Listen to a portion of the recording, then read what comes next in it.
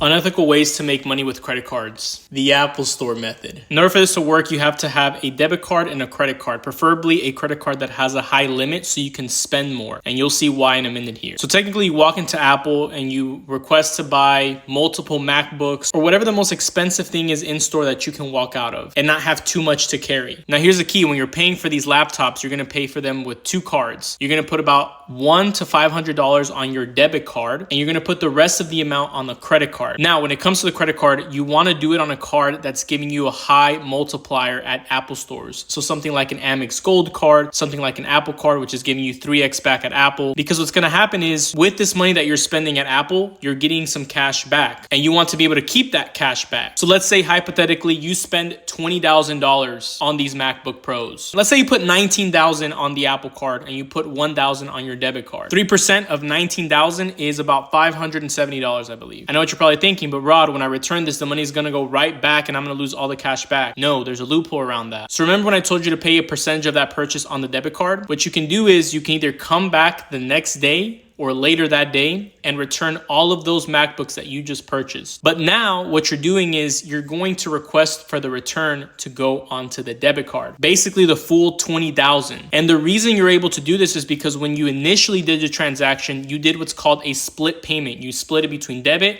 and credit, even though majority of the purchase was on credit. But since you did the split payment, you can put the full return on your debit card. So now what happens here? Well, with the Apple card, they think that you just spent $20,000 and they credited you those $570 in cash back. And they don't know that you just returned these MacBooks, but you got the return on your debit card. So you end up keeping the entire $570 that you just got in cash back on the Apple card because you did the return on your debit card. Now, unfortunately, this method has been patched. Once Apple discovered this, they made a change on their POS, which no longer allowed people to do the split payment method.